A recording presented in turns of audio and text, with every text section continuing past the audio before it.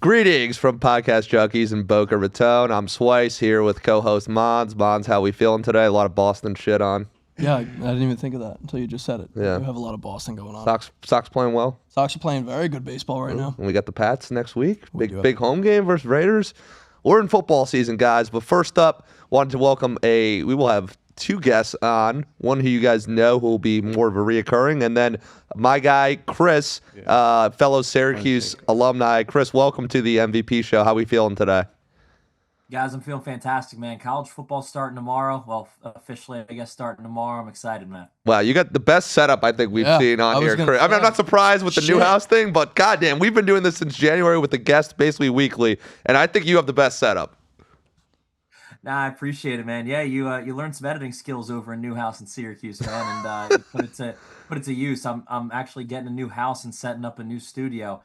So behind me is not a sports book, but make it look good, man. That's what we do, you know? Awesome, Chris. Well, great to have you on. Probably good to connect. We both went to Syracuse the same year. I know Mons is college dropout over here, doesn't understand the whole Cuse lingo, but it is what it is. But Chris, we were talking. Is he a Theta Chi as well? No, I don't even know if you were you in a fraternity? Nah, independent, brother. Independent. As you should be. Wow, he hates the fraternities. As you should. Pay for friendship. Wow. Okay. All right. Theta Chi. All right. Judaism. Yeah. All right. Chris, speaking of your betting history, you know, we would love to hear your background. When did you start betting? What made you pursue the handicapping? I know you mentioned starting in Syracuse. That's kind of my story as well. But yeah, would love to hear that to start off here. Yeah, those are two different questions. When did I start betting and when did I start handicapping? Because I feel like, you know, most of us didn't start as sharps, you know? We started as degenerates. And so I really started out in college, man. We used to do these like 2 or 3 leg NHL parlays. And I just went on a ridiculous tear with a few buddies in college, just ripping off NHL parlays. We had a Bookie who was also in college trying to pay for his beer tab, and we were just robbing him basically, going on these NHL parlay tears. And so we ended up getting hit pretty bad with variance when we got a little more greedy about it, and so we stopped for a while. And then I ended up graduating, doing sports anchoring and sports reporting, and then I wanted to be able to talk about sports full time, and the best way to do that was in the betting sphere. So I moved out to Vegas, learned how to be a handicapper, and ended up doing this in social media and everything so that I could talk full time about sports betting. And so kind of went from being a degenerate to waging a war on degeneracy, if you will. Yeah. No, we kind of similar, I guess, backgrounds of this. I don't know what year you exactly started, but I remember a couple years ago seeing you on TikTok. We had talked offline about both seeing each other. And now there's an influx of handicappers in the space. So it's good to be with one of the OGs, I would consider you, that we've talked to here. Going off of your betting history, Chris, would love to hear, we do this every week with our guests, you know, what's the craziest parlay or bet that you've hit and your worst beat? I know there's probably a ton over the years, but what are 2 that come to mind? Maybe some football ones with the season, you know, starting up this weekend and next week. Yeah, craziest bet. I'll break it up. I'll do my craziest bet, and then I'll throw it back to you guys, and then I'll do my worst beat. But craziest bet was actually right after I got to Vegas. I moved to Vegas in October of 2022, and I loved college football. I still love college football. I took Houston-Memphis over. It was on a Friday night. Total was at 57.5. I didn't understand closing line value yet. I got it late at 58. These guys had 27 points going into the fourth quarter. I need 58. Dead in the water, right? 2 straight 2-minute touchdowns, because it's Memphis and Houston. 2 straight 2-minute touchdowns, long field goal drive, kickoff return touchdown, and we get another field goal, gets us to 51 points, right? We got like a few minutes to go in the game.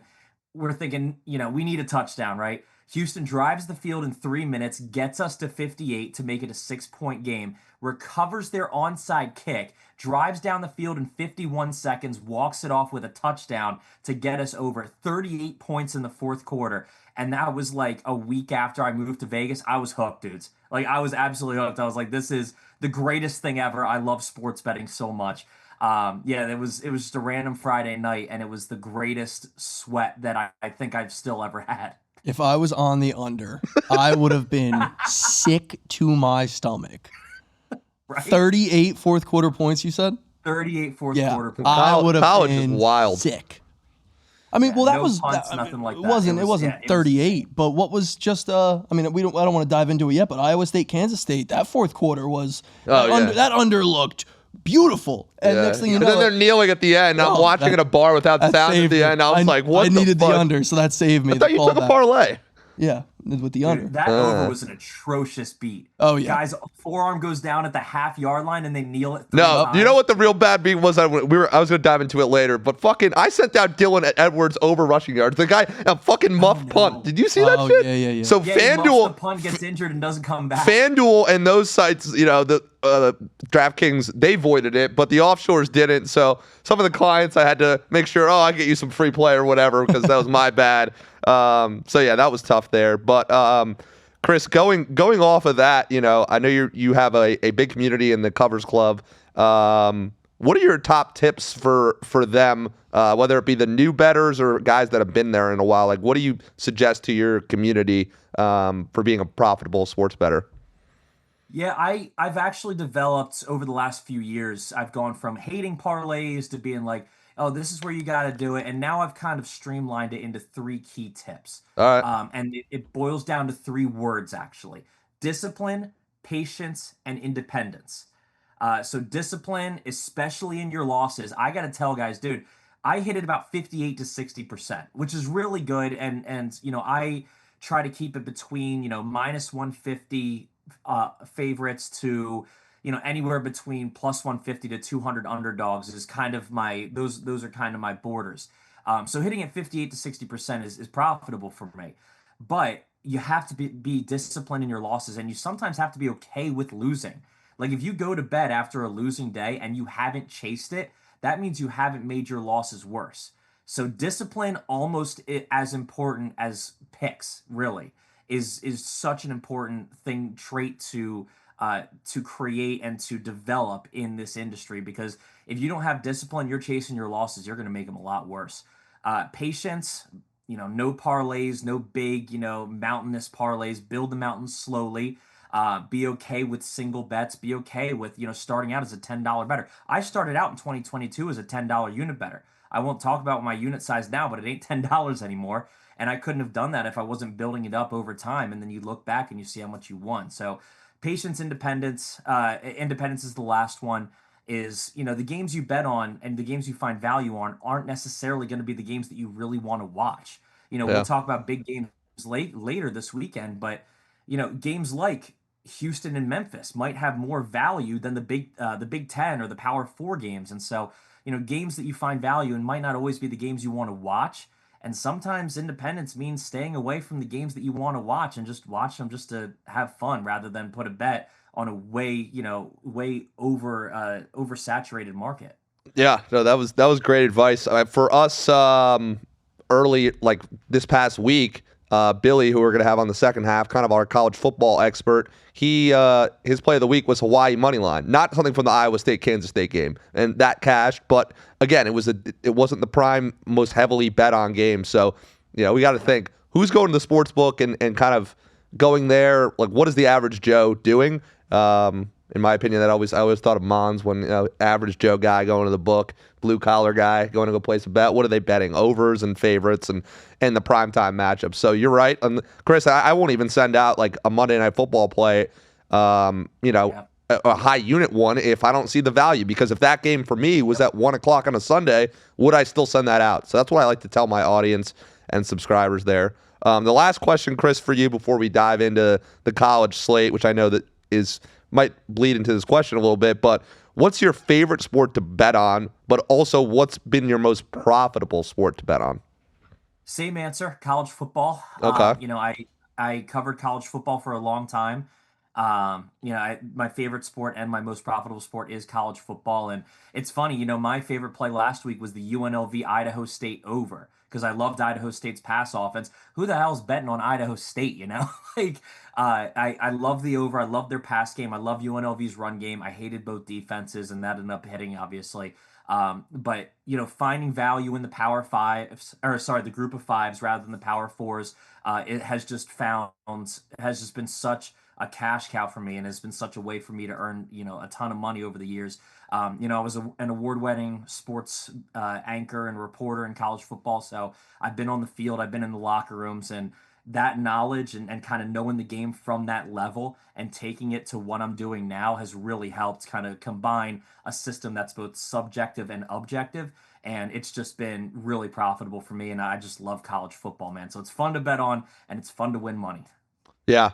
Have you, Chris? I know the sharps definitely are big with the college football and basketball with the totals, the over-unders, especially moving those lines. What's your opinion of kind of that market with the college football?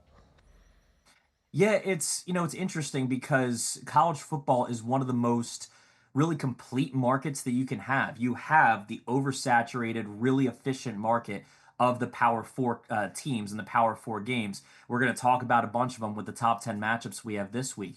But then you also have, really soft markets and soft games like tomorrow.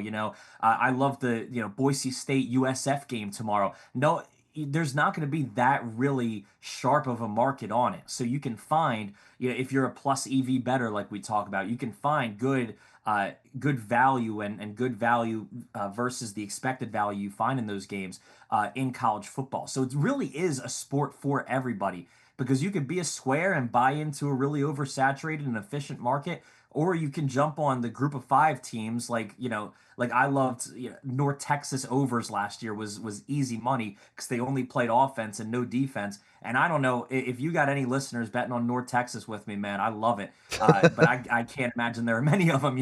Hey, I'll keep that in mind here. But diving in because we've been all summer not talking about actual games because we focus on football and basketball here at the MVP show. I know Mons is going to be happy to actual talk real games this week. We did a little last week, but all the big boys are playing this week. Chris, I know you're a college football expert, and we're going to bring on Billy as well to talk college. But first big game I'm kind of looking at here would be the Friday night game. My birthday is Friday, turning the big 3-1 here. Getting old, I guess. It's not a big 3-1. Is it not? No, it was the big 3-0. All right, whatever. Chris, what are your thoughts on this Baylor-Auburn game? Vic's laughing. What do you think, Chris? Baylor-Auburn, what are your thoughts? I gotta go Baylor. I think they're gonna both cover and win. I think if Dawson Pendergrass was healthy and he's out for the season, I think this would be maybe even Baylor being favored. But Bryson Washington, 1,000-yard rusher last year, 12 touchdowns in that 6-game run they went on. He looked fantastic. Sawyer Robertson, I think one of the better quarterbacks in the Big 12 this year coming up. Hugh Freeze on the other side said Auburn might play all three of their quarterbacks. They got that 5-star. I did see that. Have you heard about this? Right? No. They're going to play three quarterbacks. I love it. They want to play three quarterbacks. Dude, I think it's fucking crazy. No quarterbacks, in my opinion. So I like Baylor to cover and win. Obviously the defense is a little bit of a wash. I like Baylor's defense, but I really think the offense for Baylor is going to be a focal point this season. I think it's a lot better this year, even than last year. I think they're going to take a lot of that momentum from that 6-game win streak they had last year and transfer it into this year. And I like this offense a lot. And I like Jackson Arnold. I like Ashton Daniels. I haven't seen Deuce Knight yet, but if Auburn really is going to be continuing their quarterback conversation into a game like this, you're looking way past a very talented team in Baylor. I don't think you can do that. Baylor, yeah, I was reading about Baylor a little bit more because I'm definitely more of an NFL guy myself. Our college football guy's coming on later, but Sawyer Robinson, he airs it out. 35 passes a game over their last 9. He was definitely airing it out there. And speaking of Auburn, Chris, were you able to catch, based off your broadcast career, the SEC show? And just wanted to get your thoughts real quick on Netflix. Yeah, Auburn's. Yeah. I've watched a little bit of it. Not enough really to generate an opinion. I really just have it on kind of in the background during the day. I just love hearing people talk about football that aren't on ESPN. To be honest with you, so not enough to generate an opinion. But I do want to watch it more in depth, and the Chiefs show as well. I want to watch that Kingdom show as well. I love those deep dives. And the Cowboys show. I started the first episode last night. It was great. I'm an Eagles fan, so I don't know about that. Oh God. Oh yeah, we talked about this. I'll probably at some point, especially if they don't re-sign Micah Parsons, I'll dive in and grab my popcorn and laugh. Yeah, we'll see about that. Next game, Mons over here has got some merch. He's a big Alabama fan, just SEC guy, playing Florida State, who was a disaster, to put it bluntly, last year. I'm looking at the under for this game, Chris. The Crimson Tide last year in terms of top 5 in EPA margin, 9th in defensive success rate. A lot of guys back. Obviously, they have Ryan Williams, a superstar wide receiver there. But what are your and a different quarterback there? But what are your thoughts on Alabama and this Florida State team? Yeah, I'll start on the Florida State side. They bring in Tommy Castellanos. He was at Boston College last year. Learned under Bill O'Brien, which I love. I love that for a young quarterback. He was clowning Alabama a ton this offseason, man. He's ready to go. But I like that FSU really went through the transfer portal, really attacked their weak spots. I think this is looking like a different team than last year, than the team that I faded in week 1 last year when Georgia Tech beat them. I had Georgia Tech money line, man. I was loving that game. I was loving that doubling game. But look, Ty Simpson's got a lot of pressure, man. You're following some really solid NFL caliber quarterbacks, and you have a lot of pressure because now you have one of the best wide receivers in the country, Ryan Williams. I don't know if I put him up there with Jeremiah Smith just yet, but he looks fantastic and he looks the part. And so I think FSU can cover. I think the spread is a little bit too big, but I do think Alabama is going to outclass them, man. I think Florida State's going to have a better year than last year. It's hard to have a worse one, but I think Alabama is going to outclass them and win pretty easily. Is that spread still 13.5? Obviously, Bama's way. Yeah, 13.5. I think if you're taking FSU, I would buy it up to 14.5 and be really careful because Alabama keeps their foot on the pedal. DeBoer loves to keep his foot on the pedal, and so I would say if you're taking FSU, I would buy that extra point and try to get past that key number of 14. But it's not going to be easy to stay in late, man. I think Alabama's going to really attack this FSU secondary. Yeah, no, I mean Kalen DeBoer absolutely has something to prove this year. After definitely, I mean. Like if that was my first year as a head coach, I would definitely be happy with it. Or head coach for Bama, I'd be happy with it. But for Bama standards, he's got something to prove for sure. What are you going to be on for FSU, Bama, or are you staying away?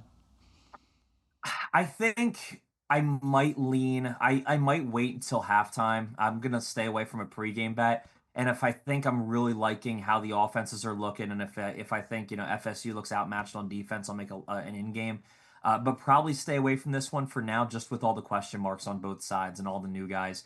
I like Tommy Castellanos a lot, and maybe I'll take Florida State to cover in the first half because I think he can do something in the first half here. But I really don't think this is one that Florida State handles them for the full game. I think Alabama can pull away late. All right, I'm excited for that one. The game I think everyone's most excited for this week would be the rematch from the college football playoff, Texas-Ohio State. A lot of turnover, but also a lot of guys returning for both teams as well. Seems like Ohio State, for me, has the edge at the skill positions, but the Texas has that great front seven, and then Arch Manning starting. So, Chris, what do you think of this game? Obviously, both teams lost a lot to the NFL draft, but big-time matchup in Columbus. I'm fucking pumped for this. Big noon kickoff. What do you think, Chris? Yeah, I think the biggest key of this game is that Texas defense, man, returning 7 starters from a defense that was 3rd best in the nation, 15 points per game.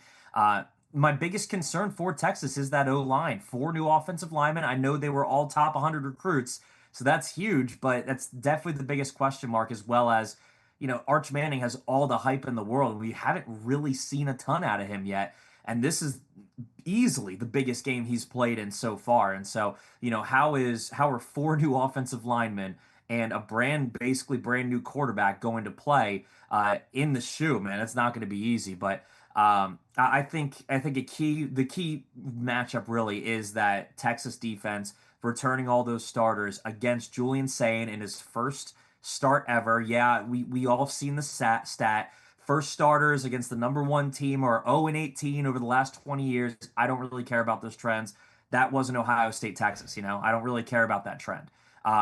If Sayin can get the ball to Jeremiah Smith and they can somehow find Smith in that Texas secondary, it won't be easy, but that's going to be the key because Jeremiah Smith, no matter what field he's on this year, will be the best player on the field. He should be It's crazy that he's going to play again next year. He has to come back. It's insane. It is insane. He should be back-to-back Heisman winner. I really think that highly of this kid. I really think this kid can be a back-to-back Heisman winner if Sayin can get him the dang ball. But again, the big question is going to be, can they get the ball to Jeremiah Smith with how much attention is going to be on him and this Texas defense that was just suffocating last year? I'm not and also let's remember there are two new coordinators in Columbus as well. I think it's what is it, Brian Hartline taking over for Chip Kelly, and then they lose Jim Knowles to Penn State. Yeah. That's the biggest question to me is losing Jim Knowles. He is my favorite defensive coordinator, maybe in college and NFL.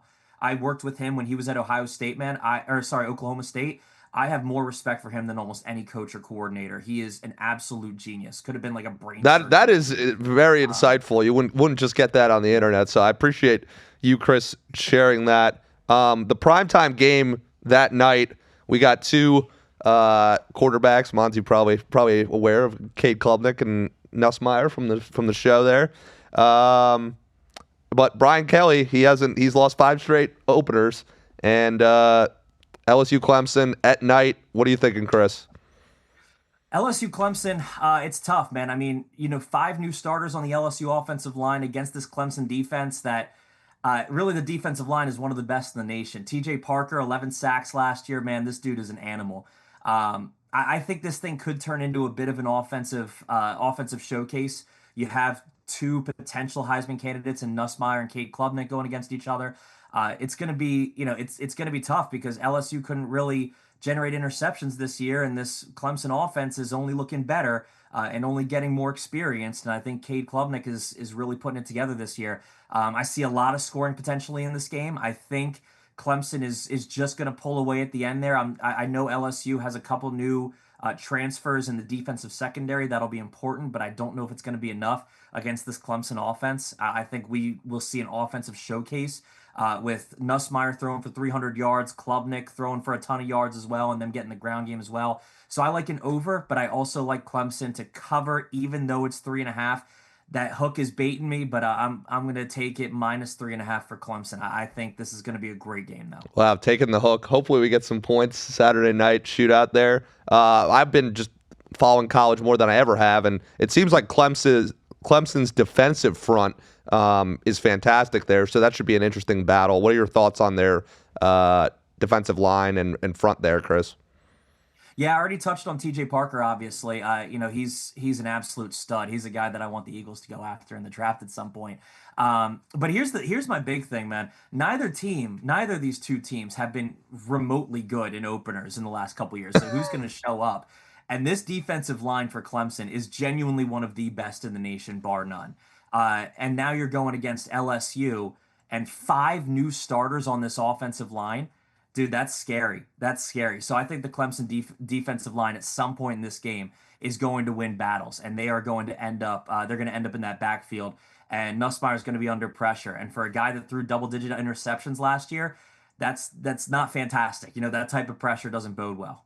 Gotcha. Appreciate the analysis there, Chris. Last game on the slate before we wrap up. Sunday night here in South Florida, where Matt and I live. Miami, Notre Dame. Miami with the new Cam Ward, first pick in the draft. Carson Beck now coming in. Crystal Ball's been an interesting coach over the years here. And then that Fighting Irish in their run game there. What are your thoughts on this game, Chris? Yeah, obviously a lot of focus is going to be on the quarterback position. You have Carson Beck over in Miami, CJ Carr now coming in for Notre Dame. You know what you're getting with Beck. You don't know what you're getting with Carr. You have my favorite running back and maybe the best running back in the nation in Jeremiah Love in this game for Notre Dame, and that fantastic offensive line as well. One of the best offensive lines in the country for Notre Dame. I think that's going to be key. Miami's defensive secondary overhauled. They should be better this year. I don't know how they're going to fare against CJ Carr. We don't know if he's going to throw a ton because of the success that Notre Dame generates on the ground with Jeremiah Love. So I think Notre Dame should be able to control the pace of this game. I do like I liked Damian Martinez last year for Miami. He's now in the NFL. Now you get Mark Fletcher kind of stepping into that key role, that starting running back role for Miami. I don't think it's going to be enough to overcome Notre Dame in that offense, though. I don't love the over in this game because I think that it's going to be kind of decided in the ground games, and I think Notre Dame bleeds clock with the best of them. So I'm going to lean Notre Dame slightly, but I think a better play in this game is the under because I think establishing the run game is going to be key in this one. Awesome. Yeah, this will be a good one. I'm glad they made such a great slate for college. Chris, loved the knowledge with the college football there. But wrapping up here, Chris, where can the people who are watching the show find you on social media, and any other thoughts you have to close out?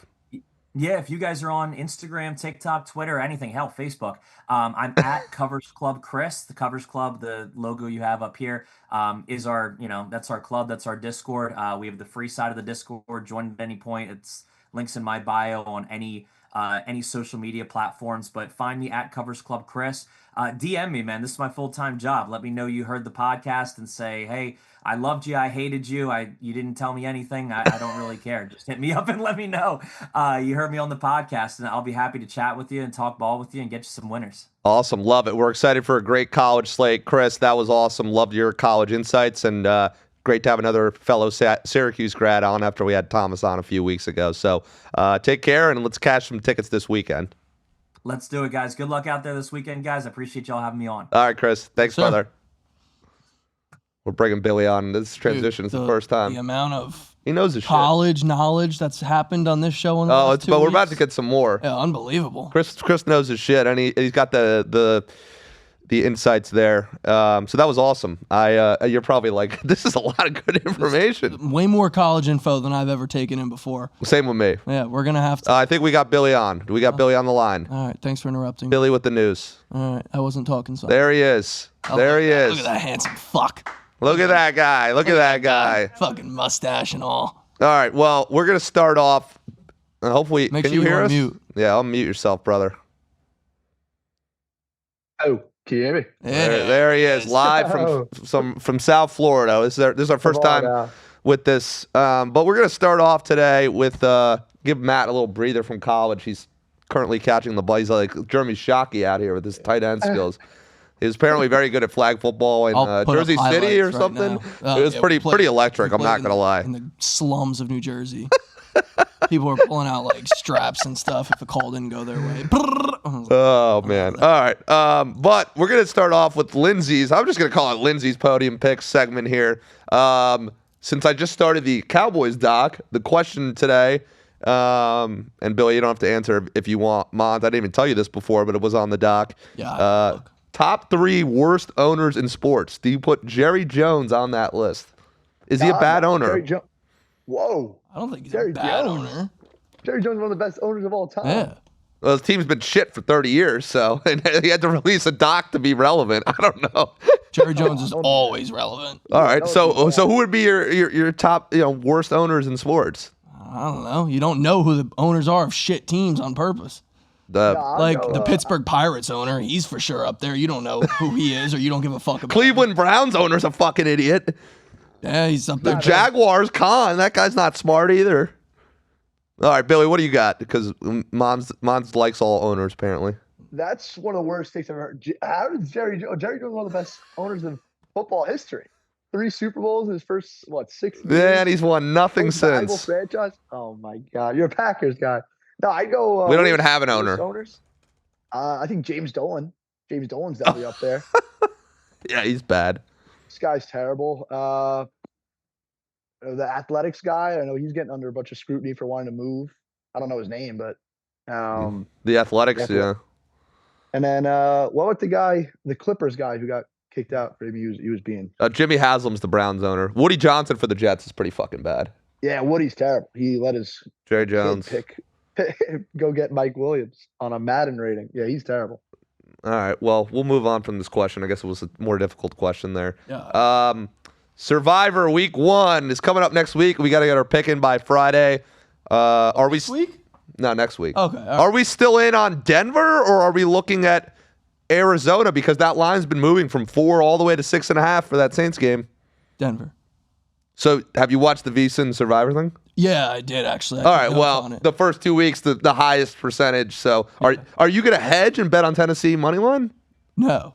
Okay, so you're just going to lose the 282. Sure. Billy, what do you think of this Arizona game? Yeah, actually, good call. I think the Broncos is tough. You're going to want to keep them late. And Arizona, I'd almost kind of want to offload them early. I would just hate to see Kamara go for 4 touchdowns and 200, and Arizona can't stop a nosebleed. I still think if we want to see week 2, there's no doubt you go Denver Broncos. If you're like, we want to get a little risky, thinking save the Denver Broncos, the Cardinals do look good. The Cardinals would be my next option. The line is moving in their direction. In the right spot. So we got time. I mean, we have a week, but it would take a lot. I told my to intern to Denver. find a reason why Tennessee's going to win this game, so he's researching. Save the kid the time. He's going to be. He'll find some. Hey, you would have said that No with the way. Cincinnati Patriots game last year, or the Ravens being 0-1 playing the Raiders at home. I want to But know. again, both of them had rookie or veteran quarterbacks. I want to know what your obsession is with the Tennessee Titans. I love You them. have Those. such a weird obsession. Them and like Seattle and the Rams. Those are like, I don't know, my three. Like, but for Tennessee's no number one. reason. Last year, you like overanalyzed the Week 18 Houston, Tennessee. What do you game. have against Nashville? You love Nothing. Nashville. I love Nashville. There's just no reason to be that high on them. Yeah, Nashville's country town. It's not football town. You know, Hey. I It's wouldn't- Cam Ward City there. Yeah, right. Watch the- I'd go. No doubt, I'd go. So, Billy, if we take Denver week 1, are you going to hedge with the Titans? God no. The Titans aren't going to win. What am I going to do? Like I would just throw away money. At Yes. So what am I doing? Hedging with like 50 bands because of the survivor pool? Like, No, Yeah. you would just hedge your original buy-in. So you could bet like 100 to win 310. So. it's 200, All right, he ain't $280 for fun. All right, he's having fun. We're probably going Denver, people. All right, next up, Teaser Tuesday. I introduced it back this week. Please get your teasers at -110 odds. Matt and I have numerous places, or one place to bet it, so you can only get it from us. -110 odds on teasers. Billy, I've been looking at these lines week 1, and I'm seeing a million fucking teaser spots, to be honest with you. Denver -1.5, Houston +8.5, Lions +7.5, Ravens +7.5, Bears +7.5. I'm just going to caution people with, I don't have my Teaser Tuesday pick, but a lot of teaser legs, and I think they are setting this up for people to take those like 7.5s, 8.5s, and that they're going to get cooked. The books are going to make out well, but the public isn't. Mons, what do you think on the kind of how many? There's way more than that. They're just lining up in those long, 8.5, go through the 3 and the 7. What was the question? Do you think that the teasers will cash and fuck the bookies or not? Because we had a terrible football season last year. Yeah, no. I mean, I wouldn't be surprised if week 1 as a whole is just fucking a bookie's like dream. Oh wow. I think week 1 especially, like those lines are gonna be sharp as a knife. Yeah, I mean they could put them at 6.5, but they're putting them at 7. No, excuse me. There's a lot of the lines at like 1.5, especially for the prime time. Ravens Bills is 1.5. Bears Vikings. So just those teaser and then Lions Packers into Houston, like it's all at that 1.5 marker, so you can get over the 7. Yeah. I can see some blowouts there and some teaser legs getting cooked. So that's really it for NFL. We're going to deep dive next week. We actually have 2 shows next week, one separate with Billy and then one with a guest. David from Winnable's coming on next week, so that'll be Big fun. David guy. Eagles, yeah, day before. I got to shit on him for that. So yeah, he's a big guy. He's an Eagles guy. Yeah, he's a big Eagles. Big Eagles guy. Big guy. Big guy. Brutal. You guys had What's Eagles wrong with guy. being a big boy? I ain't a small boy. I got a big gut. Yeah, and you're over a big guy. No, he's just a Big ice Eagles cream. guy. Ice cream guy, Victor. Yeah, he's gonna start touching himself now. Yo, we should actually get some ice cream on Friday for my birthday. If you at want dinner. ice cream, I'll get you. Ah, maybe the place will have it. I don't know if they have ice cream. I didn't even look. I might have to change the res there. All right, Billy. Tell the people, how'd we do with the Beat the Bookie Challenge week 1? Who won? Give us some insights into that, because Hawaii was a hell of a fucking game, bro. Yeah, fellas are 1-0. Mike Alejado got the job done. It got scary there for a second. I was watching it. People thought I had millions on the game. How scared I was watching that game, but we were able to get it done. And you were hammered at looked bad. Saratoga. I was. That was maybe why I was so nervous. I ended up winning more money in college football than the horses, but that's kind of expected to be. But no, man. I mean, they looked like they couldn't stop the run, couldn't stop a nosebleed. But what does Mike Alejado do, man? He comes down the field, gets a good clutch field goal, ties the game up. They get the stop they want, and they get the field goal. But otherwise, we did great. We called Iowa State. It was Rocco Beck's game. I know the Edwards kid got hurt. Yeah, but we still, mentioned that earlier. Unfortunately, I didn't even get to really watch Iowa State. Saratoga, a million TVs, not one college football game. I was actually asking bartenders, like, not asking for a drink, can you change the channel? That's what I would do too. I know we get shamed by Crazy Mons time. for doing that. So. Absolutely. Why would you think I would shame you for that? For asking to put on college football at a horse racing track? I wouldn't shame you. I would shame you if you were like put on a preseason game, but not yeah. a top 25 opening day matchup. Oh, by the way, just so the people know, in South Florida. How are the bars here for the Fucking dog shit. No one gives a fuck about sports. I was here. in Charlotte, 12:30. The Dude, bar's fucking He's slammed. sending me pictures of like just rockets and dudes like at the bars getting wasted, rowdy, and meanwhile Transfusions was fire. South Florida, no one gives a shit. People hate it. Like if you're not talking about like how to run some like crypto scam or how to like how to go clubbing down here, no one gives a fuck about anything. I think me and you need to do a comedy hour for Vic there. That's I'm a big Vic guy. I like Vic. I don't even know if Ben's still in the studio, but I think he's still here. We did well. We had Yeah, Kansas, he's there. Kansas, Iowa State 3.5, Hawaii, UNLV. That was disgusting. That lost me $1,600. Well, we know this week you're not going to send out 60 plays and information there, but so Billy, for this week, how do the people enter the contest? Tell us about the Beat the Bookie. Like, what's the deal? Yeah, I mean, Danny 05 won it last time. All he did was just follow. Did it for absolutely free, nothing. Followed, tagged 2 friends, and liked the post. That's all it takes. Unlimited entries. You can comment 1 million times. Better chance you have of getting picked to win. He was selected off of TikTok. Again, simple as that. I mean, you tag 2 friends you like. All right, you're making a video on this separate from this when you're outside of work so you can get some hype around it. Because he's giving out free fucking money, people. Free money for the winner. Exactly. Courtesy of our sports book. Or not courtesy. If you hit the bet, you get paid. So next up, Billy wanted to go through for the next 12, 13 minutes here some of the big college football matchups. Matt's going to be an expert on this soon here. Maybe we'll start in reverse order. Let's go with the last game we were talking. What? You said, Matt, what do you think of Farmageddon? Dude, it was fun. It was fun. I mean, the first half was Shambles City. Yeah. I mean, the weather in Ireland was basically the same weather we had in South Florida. So it was, I walked into the first bar and it's downpouring and there's just some 40-year-old chick drinking a Heineken. And I'm like, no one else is there. I'm like, what are we? That's not a good spot to be. Where's the juice? Where's the energy? The top 25 matchup. The first half was bad, but then the second half they started picking it up, and then the Hawaii game was fucking awesome. So I'm glad I sent that out as a play as well, Billy.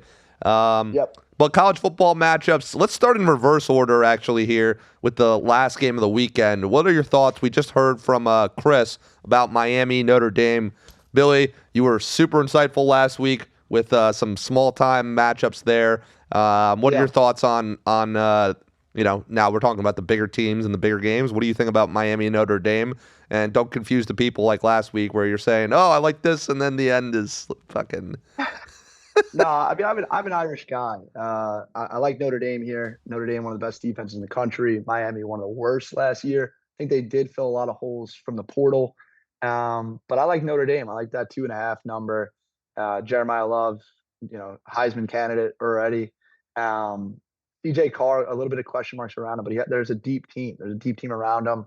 A lot of people talking about Miami, and they like Miami due to the line of scrimmage. I mean, they have a great D-line. You saw it last year with Cam Ward. I mean, he was having a sit-down dinner every time he dropped back. So the line of scrimmage is a little bit of a concern. I'm not anywhere near Carson Beck. I hated Carson Beck. He stinks. Or lost me a bunch of money in the past. I like Notre Dame here. I like them to cover 2.5. Wow, going against the local team here. So we're not. I like to see what Coral Gables is like, though. I want to see what Coral Gables is like. He's trying to get rowdy for a Sunday night primetime game. Billy might be. He won't even be here this weekend, so that's irrelevant there. Let's again work backwards here. LSU Clemson Saturday night. Thank God they lined up this fucking schedule like this. But we got 2 great quarterbacks, obviously here. Brian Kelly can't win a fucking game to start the year. Billy, what are you thinking for this LSU Clemson game? Are we getting a fucking shootout like the public wants? I don't know about shootout, man. I like Newsmeyer. I hate Kate Klubnik. I think last week. Actually, I hate him. I talked about how LSU can't lose this game. Tyron Lacey, late teammate, unfortunately, passed away. He was a great receiver. Fortunate kind of story what happened with him. But you talk about like the Saints after Hurricane Katrina, Mike Piazza after 9/11, like those kind of guys just seem to perform. I just think the Clemson defense is too much. Cade Klubnik, they returned almost everybody. One of the best teams to return as many starters as possible. That defense is unreal. I think you got to talk about TJ Parker, Peter Woods, amongst the best in the country. I think that Clemson team, that 3.5, I think they win by 2-3 touchdowns. I think LSU did a good job trying to go to the portal 2-3 and touchdowns. I think Clemson's going to kill them. I think So that kind of defense what is Chris said, unbelievable. Matt. A little bit. I A feel lot bad. of Like, Jim's Clemson. my guy. Nah, I think Clemson's going to handle You him. don't, you like that 3? You like that 3.5 hook number there? I'm not even scared of it. I think I'm thinking 10 plus at least. So I think Matt, what we're hearing is from both of these guys who know what the fuck they're talking about is Clemson's gonna fucking. I mean, all the Cade's guys come back. Antonio Williams, the guy Wisco, TJ Moore, like Clemson, they returned amazing. I mean, they returned almost everybody. And you look what they did last year, and they certainly kind of caught an upswing towards the end of the year. I mean, they were on, the Texas tail, right? So I like that. I like that Clemson number. I like that 3.5. I think they handily beat the LSU Tigers. It's All at right. home too. It's in Clemson. You know what I mean? Like I think I think it's LSU. LSU doesn't have enough. All right. We talked about this a little bit offline. Biggest game of the week at noon. Hopefully the bars will have people in it at fucking Ohio State, Texas, 1-3. You would think there'd be fucking people at the bars in South Florida, but we will let you guys know next week. Billy, Texas, Ohio State. Obviously a shitload of talent here. Fucking Arch Manning. Yeah. I feel like this is definitely going to be the most heavily bet. Or actually, I'll ask Matt. Do you think this game will be the most heavily bet on game in the weekend, even though it's at noon Eastern? Or LSU Clemson. I think one of those two. Yeah, I would agree. You think people will be up on time to get the bets in on both coasts? I think I'll give it this game the most bet on game. Yeah. Over LSU. Okay. Yeah, most tickets will definitely be on this game. And then second LSU Clemson. I would assume. But Notre Dame Miami's by itself Sunday night. People are chasing. Yeah. Maybe Notre Dame. All right, that'll be interesting. But Billy, what do you think? Texas, Ohio State. What do you like in here? We get Julian saying with an incredible receiver in Smith, but then we have Arch on the other side. A lot of draft picks from both of these teams, but yeah, Billy, how are we feeling about this game? Yeah, so won't get my official play. This will be my beat the bookie play. I am on one side of this. Yep, early news. But I can state facts, kind of like how I did with the Hawaii game. Texas lose 4 of their 5 starting linemen. I mean, you look at Ohio State; they have the best offensive player and the best defensive player in college football, and Jeremiah Smith and Caleb Downs. Great supporting cast players. I mean, it's hard to even call them supporting cast. How good of that team is. It's just star-studded, like Sonny Styles, Edric Houston. And a lot of people, I think Julian's saying is a question mark, but I mean, this kid's still a stud, right? He was the #1 recruit from that 2024 class from that quarterback position. So I won't give my official play. I lean the over. I like the over there. I think points will be scored. The over's so public, it sounds like, Billy. I don't know, 47.5. I mean, it's tough. I lean it right now. Maybe something will change as we get closer. I think they're going to be conservative with Arch, to be honest with you. And in that environment there, I think, I don't know. I also feel like I think the defense can kind of shut them down, right? Like they bring in Patricia. Matt Patricia? Oh, God. That guy's a fucking clown. But I mean, he schemed all offseason for Arch, right? So I don't know. I lean the over at 47.5. Maybe I'm. What about first half over, first quarter over? Maybe we should have the interns look at that. Yeah, I didn't look too much in the underovers on the first half. Maybe I think they can start off hot, and especially once it gets going. I don't know. I think 2 good offenses, 2 good. It's tough. I think that's where I lean. I have a play on this side or on one side, excuse me. But I think 47.5 is a pretty low number for the talent they both have. Gotcha. Still going in reverse order here, Billy.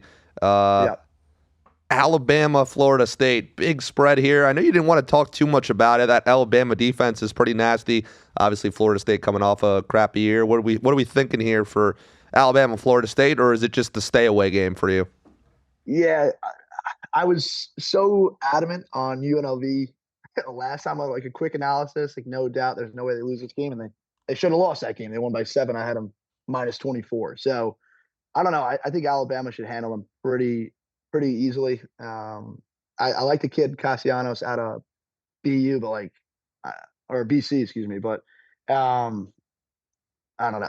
I think they win by 2 touchdowns easily, and then once the game starts to close, I think they can just run away with it. Maybe Boston Excuse me, am I saying Boston? I said Boston College twice. FSU, maybe FSU could play that game a little close in the beginning, a little competitive, but towards the end, it's Alabama football. They're gonna kill them. All right, so we're getting a similar vibe from Billy and Chris on these games, which I like. We'll see what I like for Clemson game versus LSU Saturday night, but seems like Clemson there might be an angle there.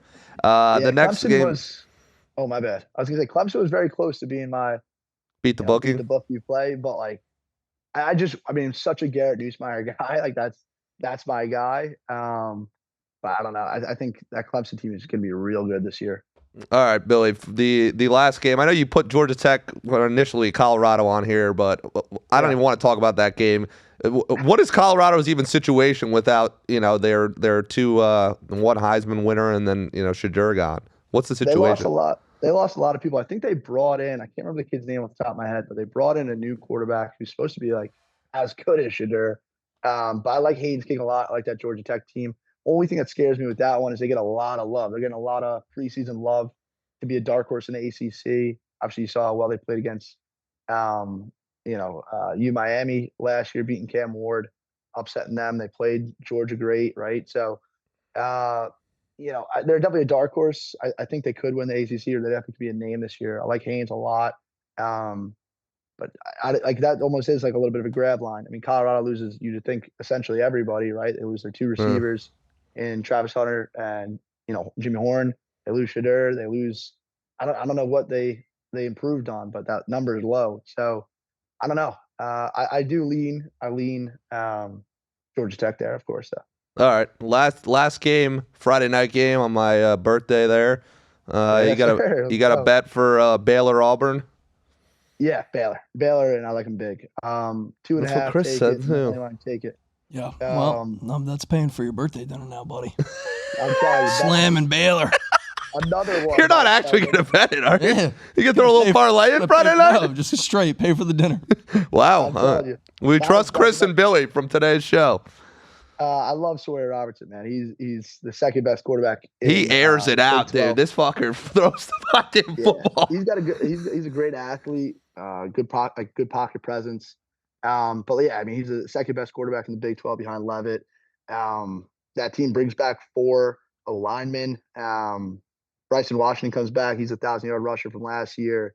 They went to the portal. We need him and Chris on a show together. Jesus Christ. I don't know the college like this. Auburn's the only school I know in any sport. I mean, well, not any sport, but in the NFL.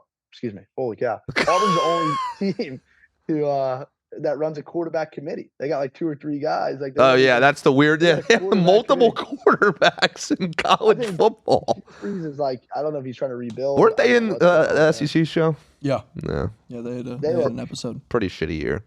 Yeah. They look bad. All right. And they're on the road, man. I think Baylor wins at home. Billy, I'd sent you that like sharp play that I had seen on the Michigan State. I think it was first half under or whatnot. What's a rando game that you're looking at and you're like, this is a great hammer spot for a bet this weekend? We got a lot of fucking games. Yeah, I think that USF Boise State game is really weird. Thursday at 5:30 Eastern. Yeah, opened up at 9.5, now all the way down to 5.5. It keeps trending down. You'd have to think USF. The quarterback's coming back from when they were good. I think he was out for an extended period of time. I don't know, man. I think that like that USF spot is weird. I like to play that. I'm the kind of guy I just want to bet on some football though. So I don't know if I'm officially going to play it. But I like USF. I like Nebraska. I like Raiola, Matt Rule. I think they have 6.5 against Cincinnati.